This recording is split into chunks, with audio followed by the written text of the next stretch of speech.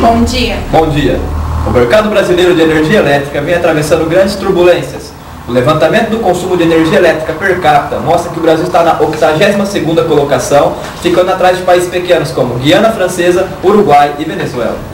Diante desse mercado, uma possível solução para os problemas que o Brasil enfrenta em relação à produção de energia é a geração de resíduo de cana-de-açúcar, alternativa que apresenta diversos aspectos positivos. Vamos agora apresentar uma matéria feita pela repórter Tainá Almeida sobre o uso da cana-de-açúcar como energia renovável. Bom dia, estamos aqui hoje com o engenheiro Clâncio Miranda falando um pouco pra gente sobre a energia renovável através do bagaço da cana. Bom dia. Bom dia. Como é feita a energia renovável através do bagaço da cana? Primeiramente é feita a queima do bagaço da cana, que produz vapor que faz girar as turbinas, que gera energia elétrica.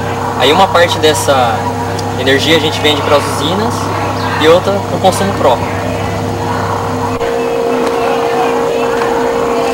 E quais as consequências positivas para o meio ambiente com a utilização da bioenergia?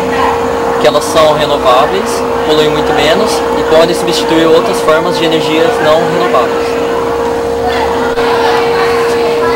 E quais os impactos negativos a bioenergia pode causar para o meio ambiente?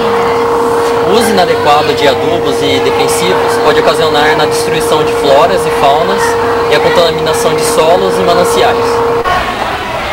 Ficamos aqui hoje com o Informe Aurora, trazendo notícias para vocês. Tenham um bom dia. Que isso?